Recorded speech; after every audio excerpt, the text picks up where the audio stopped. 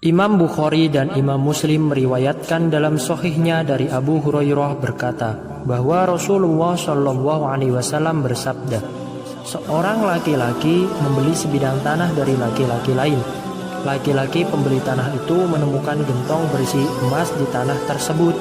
Pembeli berkata kepada penjual, ambillah emasmu dariku, aku hanya membeli tanah darimu dan tidak membeli emas. Pemilik tanah sekaligus penjual menjawab, aku menjual tanah dengan apa yang ada padanya kepadamu. Lalu keduanya berhakim kepada seorang laki-laki. Laki-laki pengadil ini bertanya, apakah kalian berdua mempunyai anak? Salah satu menjawab, aku mempunyai anak laki-laki. Yang lain menjawab, aku mempunyai anak perempuan.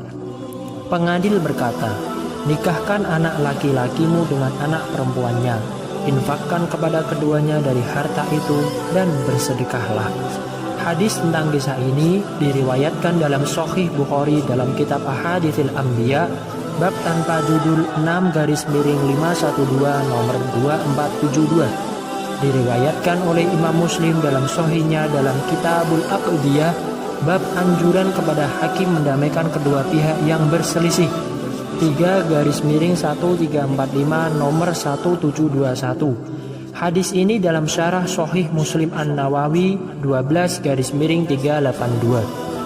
Dan kedua hadis tersebut menurut mayoritas ulama termasuk dalam derajat hadis sahih. Kemunculan kisah-kisah teladan yang luhur, para pahlawannya menolak harta dan tidak tamak kepadanya karena mereka takut itu adalah harta haram. Kedua orang yang diceritakan dalam hadis tersebut memang aneh. Biasanya orang-orang berebut untuk mendapatkan emas itu, maka keduanya akan saling mengklaim bahwa dialah pemiliknya agar bisa meraup emas itu ke dalam pangkuannya. Karena kalau dia sebagai pembeli, maka dia telah membeli tanah apa yang ada padanya. Dan kalau dia sebagai penjual, maka dia hanya menjual tanah, bukan emas. Penciptaan kepada harta dalam kurung emas, perak, dan lain-lain tertanam dalam jiwa manusia. A'udzu billahi minasyaitonir rajim. Zuyyina lin-nasi hubbus syahawati minan nisa'i wal banina wal qanatiril muqantarati minadh-dhahabi wal fiddati wal khaylil musawwamati wal an'ami wal harth. Dzalika mata'ul hayatid dunya wallahu indahu husnul ma'ab. Dijadikan indah pada pandangan manusia kecintaan kepada apa-apa yang diingini, yaitu wanita-wanita, anak-anak, harta yang banyak dari jenis emas, perak, kuda pilihan, binatang-binatang ternak, dan sawah ladang. Itulah kesenangan hidup di dunia, dan di sisi Allah lah tempat kembali yang baik, yaitu surga. Quran Surat Ali Imran ayat 14. Kecintaan kepada harta bisa mendorong manusia untuk saling iri, memusuhi, dan beradu punggung. Ia bisa pula mendorong mereka kepada menghalalkan kehormatan, menumpahkan darah, dan bersengketa demi mendapatkan harta orang dengan cara yang batil. Allah telah memberitahu kita bahwa penyakit memakan harta dengan cara yang batil ini juga menyerang orang-orang yang memikul wahyunya dan berdiri di atas syariatnya. A'udzu billahi minasyaitonir rajim. Ya ayyuhalladzina amanu inna katsiran minal ahbari war-ruhbani la ya'kuluna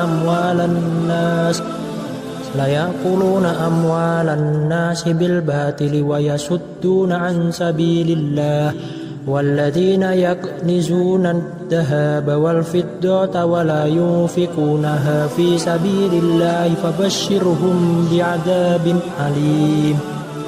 Wahai orang-orang yang beriman, sesungguhnya sebagian besar dari orang-orang alim Yahudi dan rohib Nasrani benar-benar memakan harta orang dengan dalil batil, dan mereka menghalang-halangi manusia dari jalan Allah. Dan orang-orang yang menyimpan emas dan perak dan tidak menafkahkannya pada jalan Allah, maka beritahukanlah kepada mereka bahwa mereka akan mendapat siksa yang pedih. Quran Surat At-Taubah ayat 34. Jelas sekali bahwa kedua orang ini adalah orang-orang yang soleh dan warok. Iman yang kuat, takwa dan kesolehan biasanya tersimpan di balik zuhud dalam urusan harta. Lebih-lebih jika harta itu haram atau pemiliknya tidak yakin bahwa harta itu miliknya. Orang-orang yang soleh lagi bertakwa menyadari bahwa harta yang haram membinasakan harta yang halal, mendatangkan murka dan azab Allah, serta bisa jadi menjadi sebab terjerumusnya ke dalam neraka. Ditambah lagi bahwa orang-orang yang hartanya mereka ambil akan mengambil kebaikan orang yang mengambil sesuai dengan harta yang mereka ambil.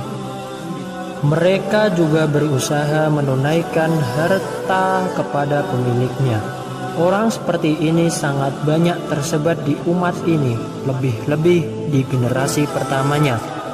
Para mujahidin datang dengan harta-harta yang besar dan menyerahkannya kepada panglima, dan mereka tidak mengambil sedikit pun. Sebagaimana kisah kedua orang ini adalah sesuatu yang ajaib, begitu pula keputusan pengadil di antara keduanya juga lebih unik dan ajaib. Dia menanyakan keturunan masing-masing. Pengadil ini dengan keputusannya telah menyambung kedua keluarga dengan tali perkawinan. Tali perkawinan di antara orang-orang baik menguatkan ikatan iman dan merekatkan hubungan di antara orang-orang soleh. Suami istri yang soleh adalah keluarga yang soleh dan bisa diharapkan melahirkan keturunan yang soleh pula. Syekh Umar Sulaiman Al-Ashqar dalam kisah-kisah sahih dalam Al-Quran dan Sunnah menyebut pelajaran dan faedah dari hadis ini. 1. Adanya jual beli pada umat-umat terdahulu dan syariat-syariat terdahulu. Maksudnya, jauh sebelum Nabi Muhammad SAW membawa Islam, tidak seperti yang diklaim bahwa tidak ada hak kepemilikan pada manusia pada zaman dahulu. 2. Adanya orang-orang soleh yang bertakwa dan hanya mengambil harta halal serta menjauhi harta haram dalam setiap masa. 3. Hadis ini juga menganjurkan berhakim kepada ahli ilmu dan pemilik akal jernih yang diharapkan mampu memberi hukum yang benar. 4. Hadis ini juga menginformasikan bahwa keterampilan telah ada sejak dahulu kala. Buktinya adalah gentong dan emas yang ada di dalamnya. 5. Islam mengajarkan jika seseorang menemukan harta yang tertimbun yang mungkin diketahui pemiliknya, seperti harta yang tertimbun sejak masa yang belum lama, maka harta itu adalah luqotoh. Pemiliknya harus dicari dan harta diserahkan kepadanya. Jika masanya jauh dan pemiliknya tidak diketahui sama sekali, maka itu adalah kekayaan bagi siapa yang menemukannya dan ia memilikinya setelah menyisihkan 1/5 dari تنهد يا صاحي كي تستريح